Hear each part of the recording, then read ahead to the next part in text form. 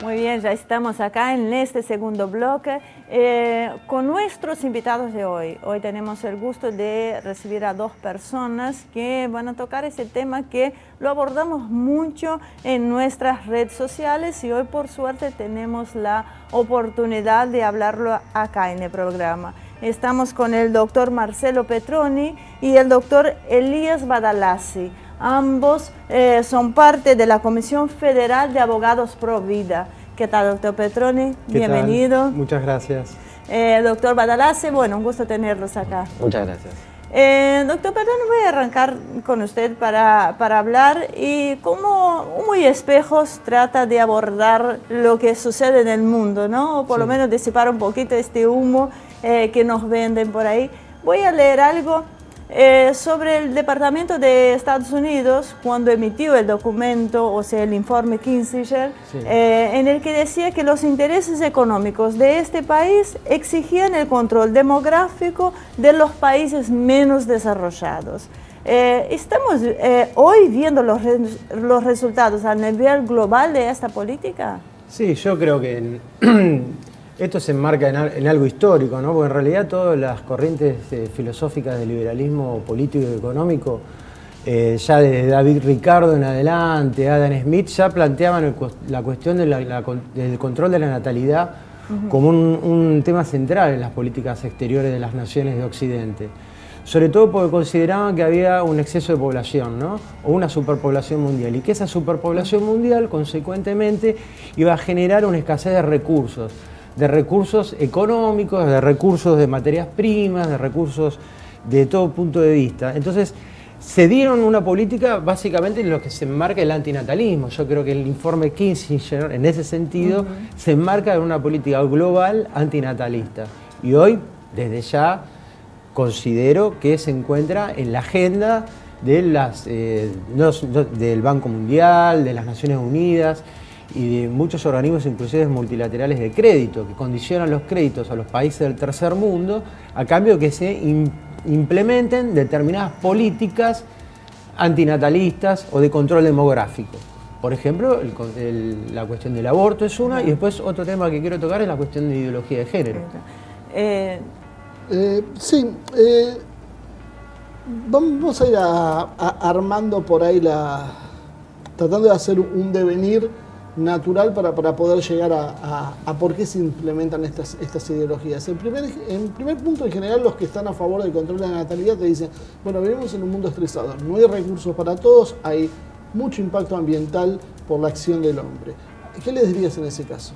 Yo creo que con respecto a la cuestión de la escasez de recursos, se ha demostrado que en los últimos, por lo menos 20 años, ha habido una revolución en la industria de los alimentos.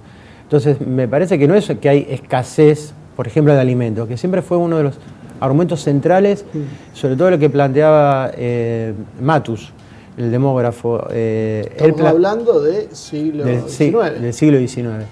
Él lo centraba básicamente en eso, que había una cuestión que iba a generar una cuestión de escasez alimentaria a nivel global y hambruna. Ahora, es evidente que en los últimos 20 años, acá en el mundo, ha habido una revolución tecnológica en la industria de los alimentos.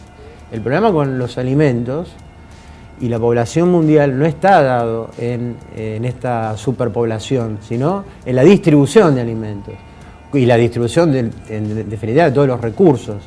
Como siempre, en este sistema globalista quedan todos los recursos y todos los bienes cada vez en pocas manos o en élites económicas, donde la mayoría de la población mundial carece de agua potable, carece de alimentos, carece de bienes y servicios, de educación, etc.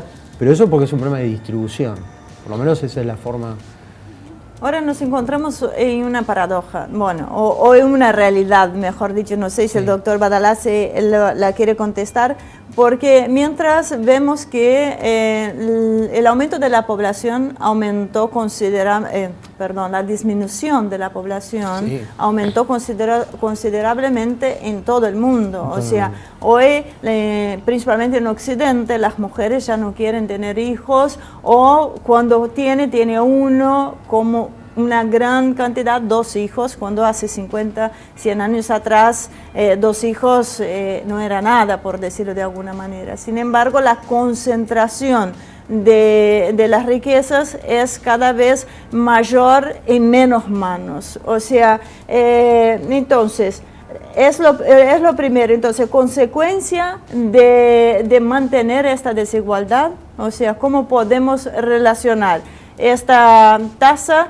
de nacimiento reducida y por otro lado mayor concentración de poder de la riqueza en pocas manos? ¿No quiere que la masa siga reproduciéndose? Esta es mi pregunta.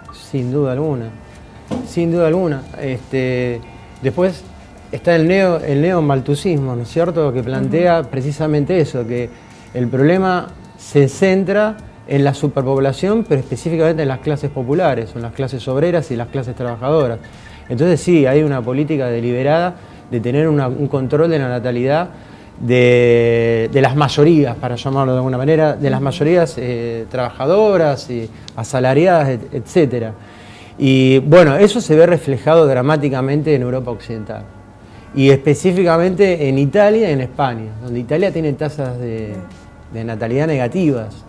Y en España también tienen tasas de natalidad, si no son, ahora creo que subieron, pero estaban prácticamente en negativa. Pero Italia tiene tasas de natalidad negativas, lo que significa, hablando claramente, que son sociedades donde hay más velorios que nacimientos, claro, lo cual está demostrando algo verdaderamente dramático. Pero sí, hay una política deliberada y van a tener problemas ya para sostener los fondos de pensiones, los fondos...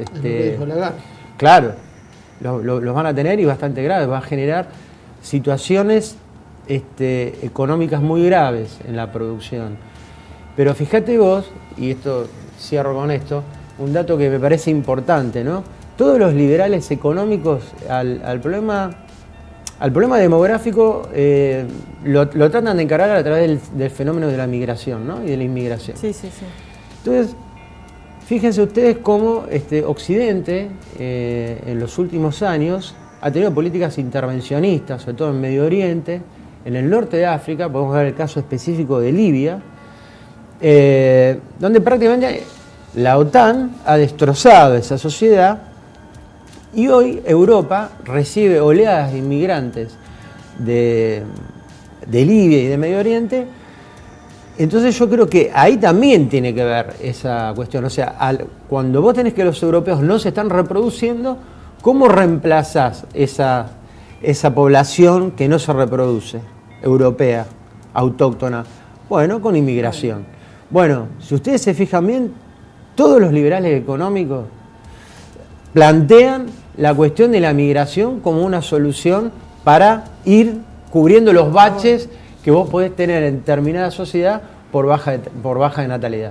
Bueno, cuando empezó el problema de Siria y empezaron las olas de inmigrantes, una de las primeras cosas que se dijo, me acuerdo de eso, fue que Alemania empezaba a aprovechar para tener ingenieros sirios que eran altamente calificados por monedas. Exactamente. ¿Qué le vas a ofrecer? Eso tira abajo inclusive los costos laborales de sus propias poblaciones y volvemos a la visión del globalismo, que es vamos a ganar todos lo mismo, pero no los que ganan en Alemania, sino los que ganan en Botswana. Tal cual. Ahora, yo como... Sí, por favor. Hoy soy minoría, así que te permito preguntar más seguido. Tomé una frase de Dalin Stulin que dice puntualmente: lo más sencillo sería matarnos a todos, pero la gente se daría cuenta y se levantaría. Entonces por eso es necesario aplicar una guerra cultural, para que la gente acepte pasivamente esa disminución demográfica. Y esto encajaba, creo que con lo que vos estabas empezando a hablar de la ideología del género al principio. ¿Cómo lo podemos, cómo vamos a entender la aplicación de la ideología de géneros dentro de esta necesidad de dar una batalla cultural? Y esto para mí se remonta... Acá hay evidentemente una ingeniería social que no es casualidad, que está perfectamente planificada y que en la edad nos tenemos que remontar a la escuela de Frankfurt.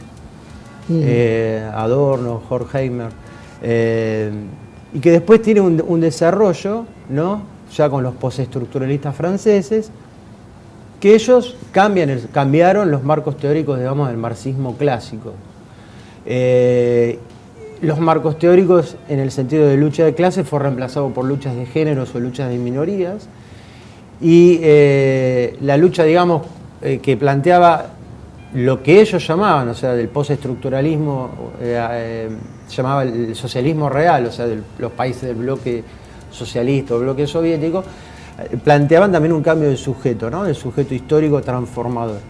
Y pasaron a ser las minorías en vez de ser la clase trabajadora. Entonces, ahí empezó a haber un debate que empezó a dar esta izquierda cultural y que yo creo que desemboca o sale de ahí varias ideas, varios cuestionamientos, en el cual nos lleva la ideología de género, cuya mayor representante es Judith Butler, ¿correcto? Norteamericana. Y hoy por hoy, en el tema del control de la natalidad, creo yo, humildemente, que por ejemplo, si hace 20 o 30 años Naciones Unidas tenía políticas específicas de anticoncepción, que podía ser el DIU, el preservativo, etc., hoy por hoy la política de anticoncepción es la cultura, y es la izquierda cultural, y es la ideología de género, porque la ideología de género ya es anticonceptiva, es completamente anticonceptiva, porque está en contra de la natalidad, literalmente, o sea, no, dentro de la ideología de género se apuntala a, digamos, a destruir los conceptos de varón y mujer. Entonces, cuando hablamos de deconstrucción, que es una palabra que ahora se está poniendo muy de moda, en realidad lo que estamos es facilitando la aceptación de una ideología que lo que busca es el control demográfico. Básicamente es eso. Entre otras cosas, demográfico y cultural, por supuesto. Bueno, entonces no estamos tan locos, es bueno escuchar del otro lado que otros dicen lo que a veces uno piensa. Cuando uno se refería a Putin, ¿no? Cuando asumió, y que ese es un ejemplo que damos siempre, que Rusia tenía una mayor tasa de mortalidad anual que de nacimiento, estaba perdiendo 1 millón de rusos anualmente. Entonces empezó... Para Rusia es un tema de seguridad nacional. Claro. Está en los puntos de seguridad nacional de la Federación Rusa el tema de la cuestión de la baja natalidad de los rusos. Por eso se explica entonces su 50.000 apoyo... millones de dólares está invirtiendo Putin en promover la Exactamente. cantidad de... Por eso digo, por eso es que la gente a veces no lo entiende. El por qué Putin prohíbe todo el tipo de publicidad con respecto, no es que sea un homofóbico, simplemente él le dice, no voy a promocionar algo que atenta contra mi propio país, mi propia población. Entonces empieza a apoyar la familia tradicional, a dar todo subsidios, la famosa cunita que la tuvimos acá. Sí, se tiene un programa de apoyo. O sea, entonces... Pero sí, básicamente, en cierta medida, lo que se estaba haciendo con el gobierno de Cristina. Exactamente, o sea, entonces tenemos por un lado un presidente que siempre lo tilda de homófobo, de dictador, que no tiene una imagen de fuerte por un lado, pero estas organizaciones siempre tratan de desmerecer su imagen.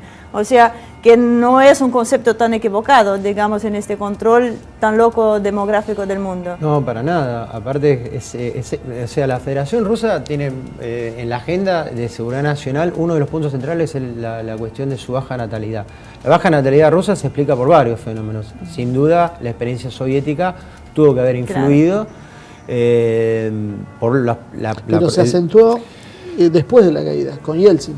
Ahí, con ese derrumbe, y empieza a pasar lo mismo en toda Europa. Y además por las guerras, ¿no? Por las guerras que han tenido también, eso también ha incentivado o ha generado este problema de baja natalidad. Al mismo tiempo tienen una altísima tasa, digamos, de ancianidad, ¿no es cierto?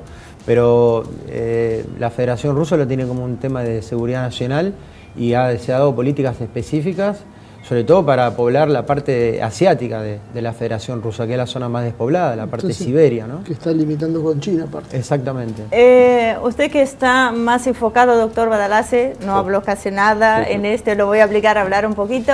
No, porque lo que pasa es que la especialidad de él es el marco jurídico, que lo vamos a ver un poquito más adelante en el programa. Bueno, porque uno siempre lo dice, ¿no? El Banco Mundial, la ONU y fundaciones filantrópicas filantrópicas estadounidenses como la Ford o la Rockefeller se enfocan en apoyar programas de reducción de la población. ¿No es demasiado evidente quién gana con estas cosas? Porque uno parece un poco loco cuando lo dice, ¿no? Sí, para mí la verdad es llamativo cómo, al menos acá en Argentina, y se está distribuyendo en toda Latinoamérica este tema, cómo los sectores de izquierda no se dan cuenta desde dónde viene todo el apoyo. ¿No se dan cuenta o no quieren darse cuenta? O no quieren darse cuenta. Hay de todo, depende quién sea. Sí, depende de quién sea y depende de qué tan informado estés. Claro, por eso, porque en con el general la tema. militancia de base nunca se lo pregunta. Tal cual. A mí me llama mucho la atención cómo centros de estudio muy importantes, si uno hace una investigación sobre eso, se encuentra de que han sido o han recibido donaciones de los Rockefeller, por ejemplo, o el IPPF con el Planned Parenthood, que brinda donaciones al CELS, o el informe que hizo Amnistía Internacional específico sobre Argentina y el aborto, y uno también se va dando cuenta de dónde viene la plata. Los movimientos feministas, acá en Argentina, quizás las chicas que vemos en la calle con los pañuelos verdes no saben tanto de esto o se basan más en un movimiento basado en una ideología, y además es la edad que ellas quieren pertenecer a algo, pero el movimiento feminista, de más arriba, la cúpula de eso, el pensamiento es distinto y no es simplemente un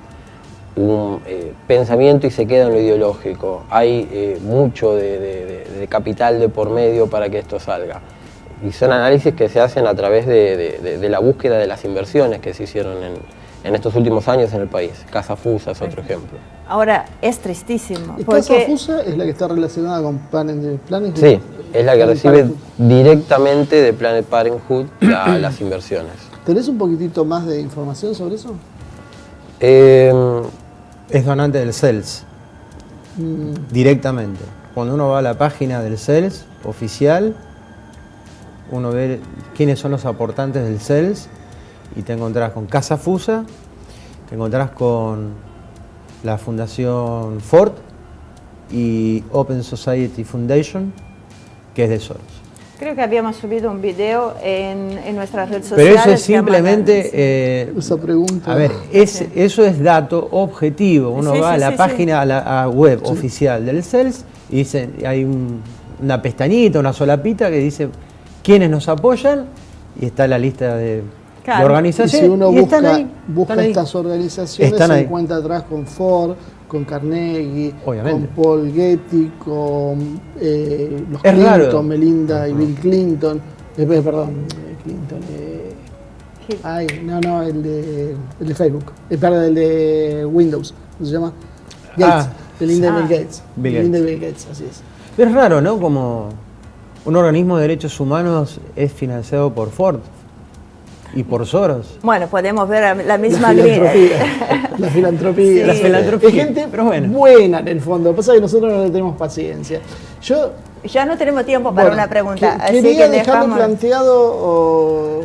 Si querés, dejamos planteada la pregunta y me la contestás cuando venimos al Mejor corte. la hacemos la pregunta después de corte, así la gente que nos está viendo ve también. Voy a terminar lo que iba a comentar, que en definitiva, de lo que usted dijo... El viento de las mujeres se está matando. Así somos nosotras. Pero lo que usted dice tiene razón. Es tristísimo ver chicas de 14, 15 años con el pañuelito verde que corren detrás de algo que llaman ideología, que ni saben por qué están pidiendo realmente un aborto, solamente diciendo es mi cuerpo, mi vida, y repitiendo eslogans y realmente no saben... Un eslogan capitalista. Un eslogan. Porque habla de mí y ve el cuerpo como una propiedad, pero ese es otro tema más filosófico. Y sin embargo no se dan cuenta realmente lo que hay detrás de todo eso, quiénes la generan y la agresividad que producen ellas mismas con respecto al resto del mundo, porque basta que hoy uno quiera opinar diferente y es atacado por todos los medios que pueda.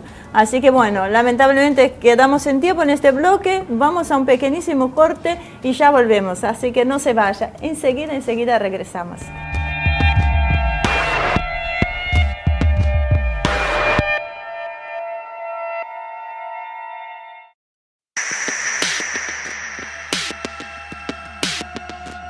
Volvimos a este tercer y último bloque. Un programa que ya les puedo decir que está quedando con gusto a poco.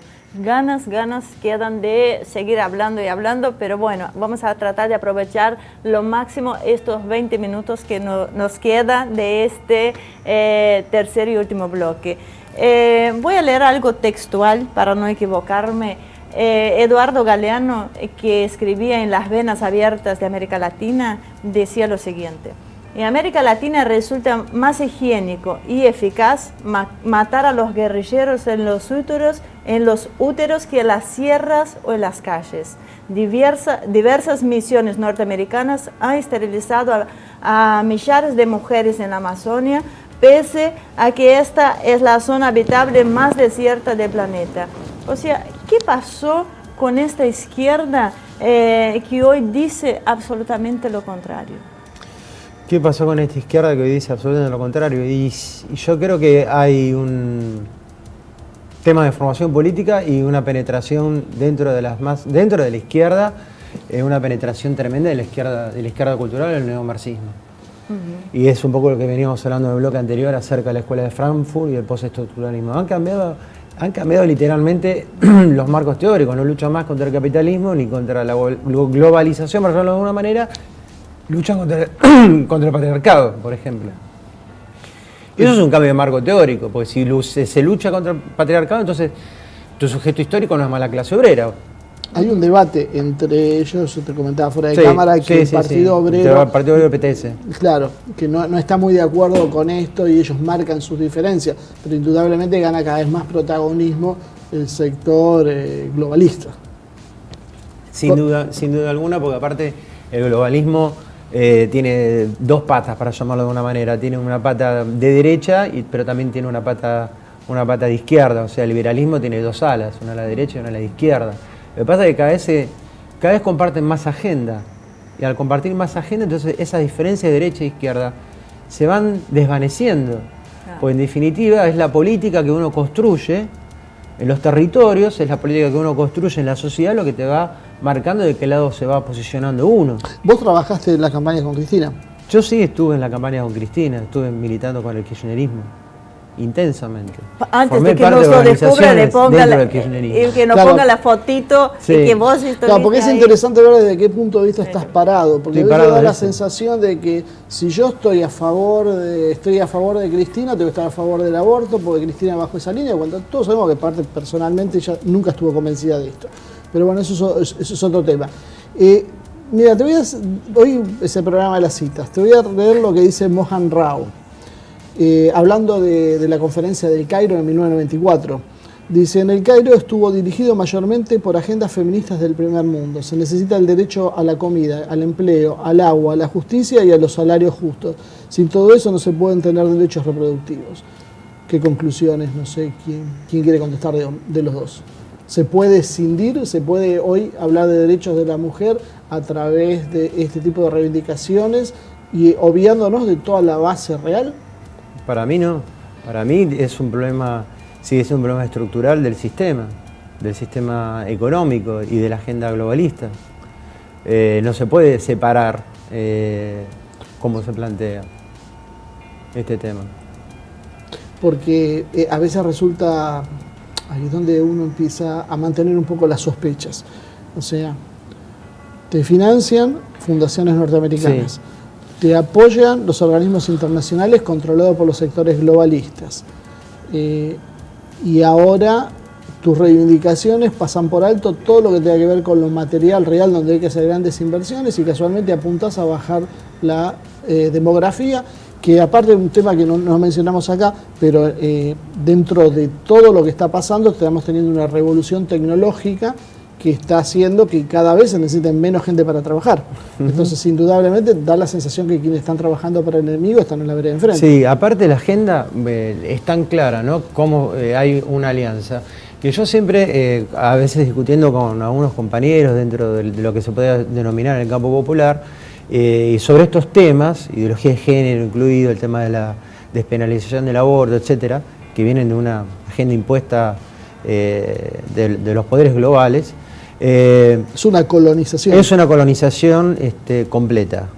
que me parece que a mí me gustaría que después sale la cuestión del interior del país, porque nosotros tenemos un fenómeno urbano también. En el interior del país hay otra movida, hay otra visión al respecto, y la Argentina es un país federal y a veces nos olvidamos de eso. Además de todavía centralista. Totalmente centralista porteño. Esta visión. Pero no, acá el tema, sobre todo con el financiamiento, ¿no? Una de dos, o por ejemplo, el centro del capitalismo mundial, ¿no? Que podríamos decir que son Wall Street, el Banco Mundial, etcétera, la Unión Europea, o de repente se hicieron comunistas y se hicieron marxistas, o del otro lado, que me parece que lo que está pasando es que los que se reivindican dentro del marxismo, que son todos neomarxistas de izquierda cultural, pero se están haciendo cada vez más capitalistas y más funcionales a la derecha, para llamarlo de alguna manera. Olvidando del socialismo real.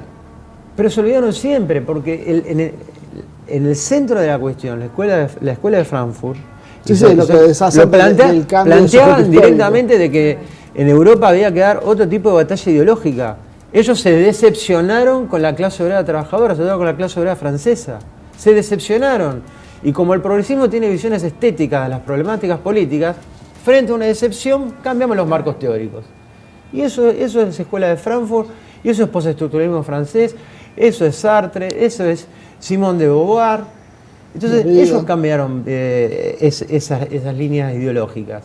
Y por eso los partidos comunistas europeos son socialdemócratas. Y no es casualidad que eso aparte fue financiado por el gran capital. Obviamente. Ahora vamos a todo esto ponerlo en contexto nacional. Así Perfecto. que vamos a empezar con el doctor Guadalase, quien nos va a contar qué es la Comisión Federal de Abogados Pro Vida y qué es lo que está haciendo. Perfecto. Bueno, la Comisión Federal de Abogados Pro Vida es una comisión conformada por más de 40 abogados de todo el país y está en crecimiento. Creo que hoy deberíamos ser más de 50 en realidad. Abogados distribuidos de manera federal, hay abogados en casi todas las provincias. Ellos son referentes de la comisión dentro de la provincia. Y ellos a la vez vienen convocando otros colegas, otros abogados que se quieran sumar a la causa. Desde la comisión, como somos todos abogados, nosotros nos encargamos de analizar el marco jurídico de todas las cuestiones relacionadas pro vida. En este caso estamos hablando del aborto porque es el tema central y que en un mes ya se entra en votación. Desde el punto de vista legal nosotros hacemos análisis, hacemos informes, hacemos comunicados. Actualmente tenemos un comunicado que está en una editorial a punto de publicarse y una vez publicado queremos repartirlo, no solo dentro de del común de la gente, sino también llegar a senadores. Como se ha debatido el tema de las 3 comisiones ahora, una de ellas es la Comisión Constitucional. Bueno, queremos llevarle este comunicado que hace todo un análisis constitucional sobre el proyecto que se votó en diputados. Y la idea es, desde el conocimiento, tratar de generar una opinión fundada. ¿Qué espacio tienen en los medios? Bueno, mayormente estamos por radio. Nosotros tenemos varios contactos. Hay abogados que tienen sus contactos directos dentro de la comisión con radio. Si no nos convocan, a mí me han convocado varias veces para hablar sobre todo sobre lo que dice el proyecto. Pero es más, de un boca en boca y de tratar de lograr un medio que te dé esta posibilidad de hablar, ya que los medios de mayor difusión están más a favor de que salga la ley que en contra. Te digo la verdad, porque yo recuerdo haber escuchado una vez, un domingo a las 11 de la noche en C5N, 5 minutos, una chica que era una organización pro vida, que habló muy bien, nunca más la vi. Claro. Y en general siempre cuando escuchás los debates es alguien que está a favor y alguien que es neutral. Y el conductor que está a favor, pero no hay nadie que esté del otro lado. No hay un balance en esto. Tal cual, sí. Nosotros hemos intentado tener contacto con C5N, la verdad que hasta ahora no nos han querido atender directamente, pero bueno, seguimos intentando.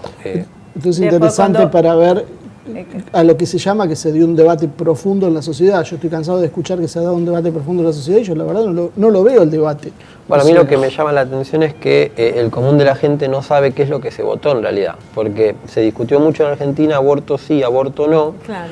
Pero yo te digo, si a vos te presentan el siguiente argumento, te dicen, mira, se están muriendo un montón de mujeres por el aborto clandestino, si no sale la ley van a seguir muriendo, hay que apoyar esto porque si no van a morir mujeres. Obviamente desde ese argumento uno va a decir, no, tenés razón, la verdad que hay que apoyarlo.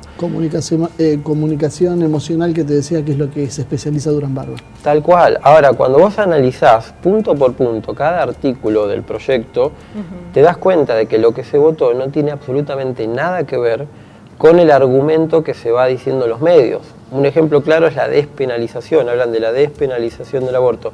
Despenalización no, porque el proyecto, una de las cosas que mete es una pena al médico. Entonces, directamente desde el término de despenalización estamos mal. Una pena al médico y a la autoridad de la institución que se niegue o entorpezca la realización de un aborto. Otra cosa, el artículo 88 del Código Penal fue modificado pero no fue sacado. Perdón, o sea, en esta nueva ley el médico... Se cambia a quién se penaliza. El médico no va a tener derecho a decir que no quiere... Personal no hay, sí. Lo que no hay es institucional. Creo. Claro. Sobre la objeción de conciencia, que vendría a ser el derecho que tienen todos los médicos de decir, no, esto va en contra de mis principios, yo no lo practico, te derivo a alguien que sí, pero yo no lo puedo hacer. Esto está bastante vulnerado en el proyecto, porque desde el punto de vista institucional directamente está prohibido. O sea, no podría haber una institución, que nosotros siempre mencionamos el mismo ejemplo porque hemos tenido contacto con ellos. El Mater Dei es una institución católica, religiosa, de salud, que está atendida directamente por hermanas. Entonces, cuando uno va, se encuentra que directamente las enfermeras son hermanas, que la propia institución tiene una capilla para ir a rezar. Esa institución quedaría directamente obligada, si sale la ley, a practicar un aborto. Ahí estaríamos en colisión con la libertad de religión. Claro, ahí entra en choque con un montón de cosas constitucionales, dentro de ello la libertad de culto, la libertad religiosa, entonces incluso la libertad laboral en específico. Y desde el punto de vista individual existe la objeción de conciencia institucional individual según el proyecto, pero lo que hace es sesgarla, porque te obliga a estar anotado en un registro. Te obliga a manifestar primero públicamente ante la autoridad de la institución y que la institución lo haga público en la institución, de que vos te declarás objetor de conciencia. El objetor de conciencia siempre es una persona en la cual se declara de esa forma por sus propias convicciones, que pueden ser morales o pueden ser religiosas. Por lo tanto, y además... Porque no siempre los que están en contra son religiosos. Ese es otro de los errores de este debate. Hay muchos que son ateos o agnósticos. Hay mucha gente que tiene principios morales, principios éticos, principios basados en, hasta quizás en una familia, una cuestión ideológica. De que sin ser religiosos. Sin ser religiosos directamente. Ahora, lo triste del proyecto es que si vos obligás a una persona que por su ideología, sea cual sea, tenga que anotarse en un registro para hacer valer su derecho, nos encontramos con que nos estamos vulnerando el derecho a la libertad religiosa, el derecho básicamente de todos los argentinos en democracia a expresarse libremente. Es una discriminación. Es una discriminación. Es un factor de presión. Terrible. Una lista negra va a ser. Va a ser una lista negra, porque además eso va a estar registrado en un registro. Pensemos también en los médicos. Supongamos que viene la Planet Parenthood y se instala acá en Argentina y vienen un montón de empresas y clínicas abortistas o clínicas en general de salud. Cualquier persona que se encuentre en esa lista no va a ser contratada, porque directamente ellos no van a querer una persona que tenga menos capacidades que un médico que no se declara objetor de conciencia. O sea, por una cuestión ideológica, vos estarías marginado en lo laboral. Así es. Entonces, no, nos encontramos con un montón de discriminaciones desde ese punto de vista. Parenthood se había hecho popular en algunos medios, no los masivos porque nunca llegan estas cosas, porque se dedicaban a vender tejidos embrionarios. Sí, sí, sí. Hay una investigación del Congreso... Están los videos donde sí, las directoras lo dicen, ¿no?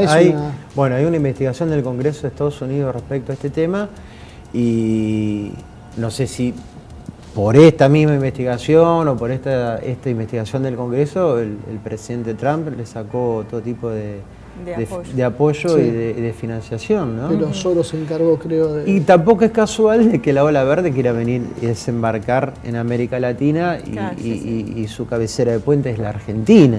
Donde normalmente... Y que planes Hollywood, yo no sé la cifra, la verdad, a través de Casa Fusa, cuántos millones de dólares puso por por la campaña de interrupción voluntaria del embarazo, o sea, la campaña de pro aborto, pero ha puesto millones de dólares. Yo el otro día pasé por el Congreso y me llamó la atención la pantalla gigante de LED, el escenario montado, una cosa que las organizaciones políticas hoy no tienen capacidad, las que son opositoras, en hacerlo.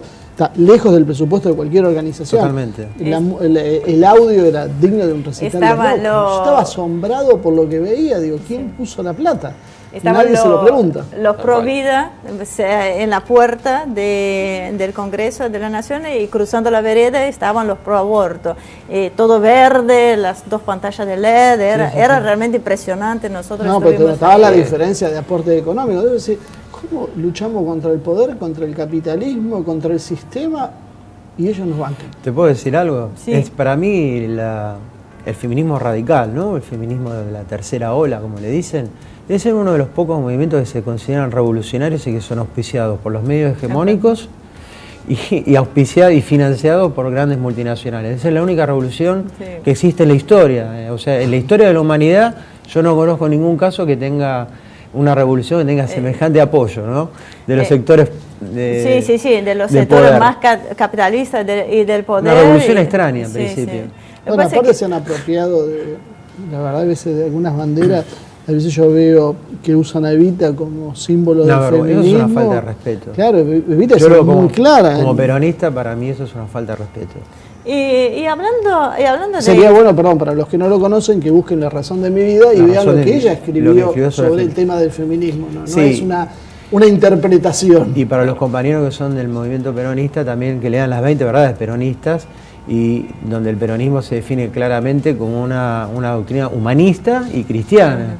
O sea, la doctrina justicialista es humanista y cristiana, y si uno lo quiere ver desde el cristianismo, una posición religiosa, lo quiere ver desde el humanismo, incluso la posición laica, el humanismo no puede nunca puede estar acompañando filosofías que son utilitaristas del ser humano. Yo creo que el aborto es un ejemplo claro de tomar al ser humano como un sujeto descartable.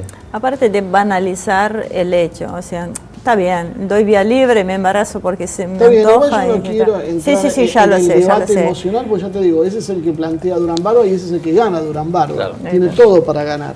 Bueno, o sea, yo creo que lo que uno tiene que poner son argumentos sobre la mesa, que es lo que no hay y es lo que en general se interrumpe. Nosotros hemos intentado más de una vez traer feministas que vengan y den su punto de vista sobre esto y nunca hemos logrado que vengan.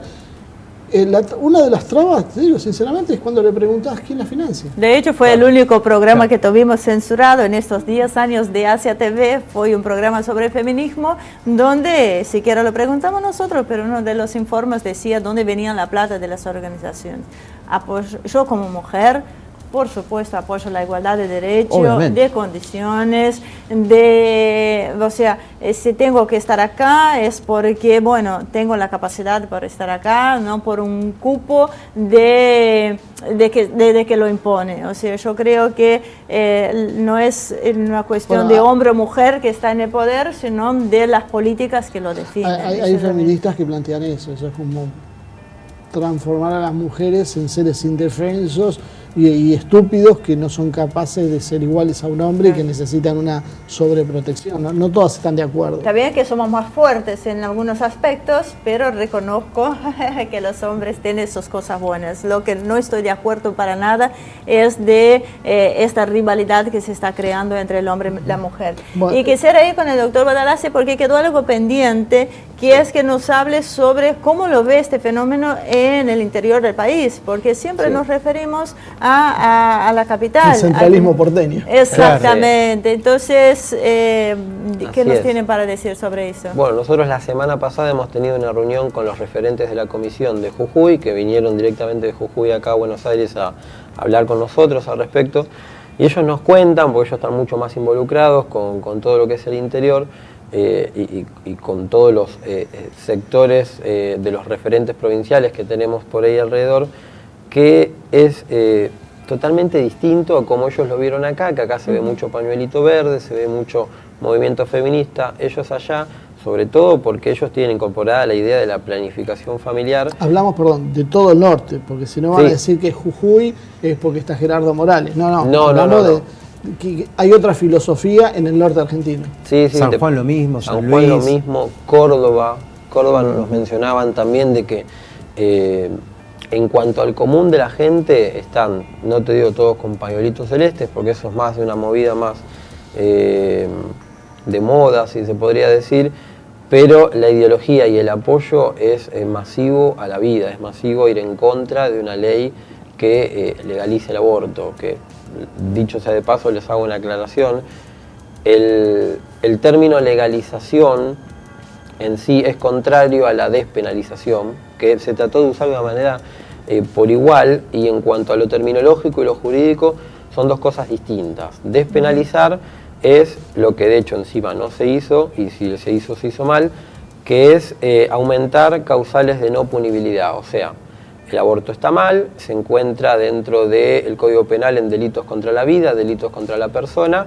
pero si cumple con ciertas causales, no te van a poner una pena, no vas a ir a la cárcel, no vas a ir preso, no va a pasar nada. Las causales son violación, por ejemplo, o peligro a la vida, a la salud de la madre. Ahora, eso es despenalizar. Lo que intenta, eso ya está.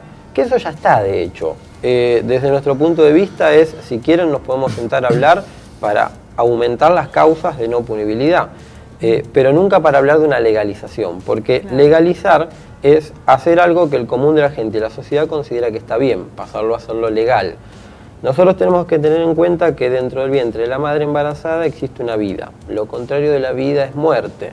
Entonces, y esto es otro detalle, esto siempre lo digo, la diferencia entre un parto y un aborto es que el aborto necesita de que el feto muera primero, claro, porque si no sería un parto.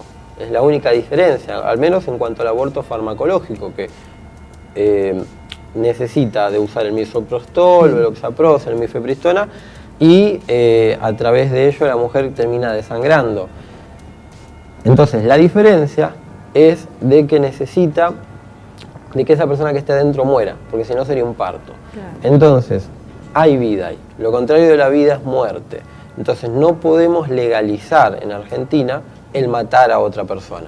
Y persona, ¿por qué? Porque el artículo 19 del Código Civil y Comercial dice que personas es desde la concepción.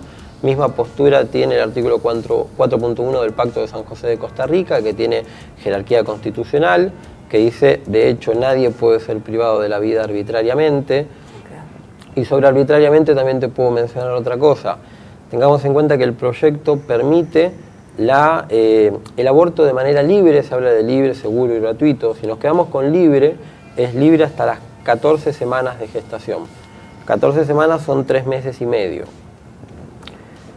Libre, a la vez, quiere decir que es sin ningún tipo de causal.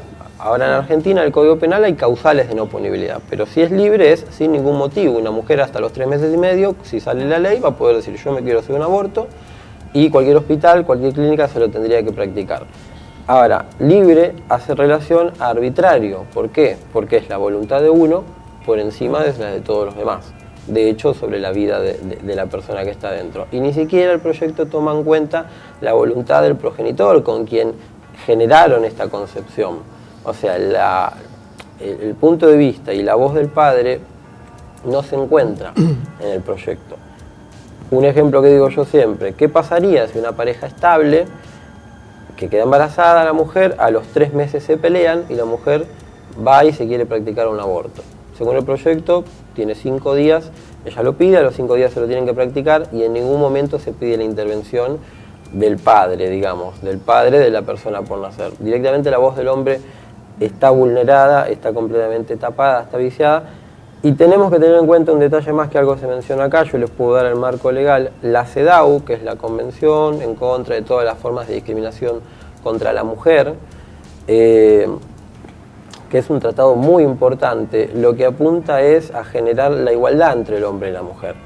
Hay artículos que mencionan planificación familiar, hay artículos que mencionan que la mujer debe ser atendida, pero en todos, cuando lo leen, dice en iguales condiciones que el hombre. En ningún momento dice por encima de la decisión del hombre. Entonces, esas cosas son llamativas y creo que el común de la gente no lo sabe.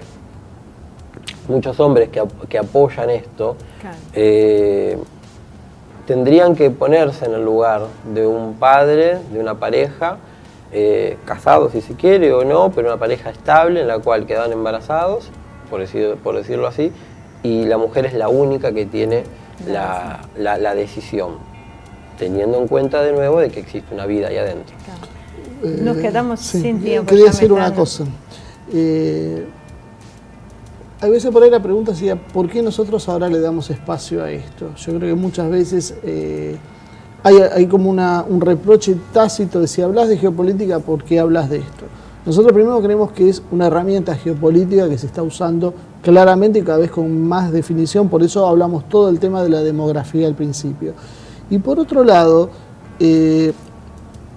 quiero que se entienda que los debates no se están dando. O sea, que se den los debates a puerta cerrada en el Congreso donde nadie los escucha, no es un debate en serio. O sea, el debate social debería ser dar las dos voces.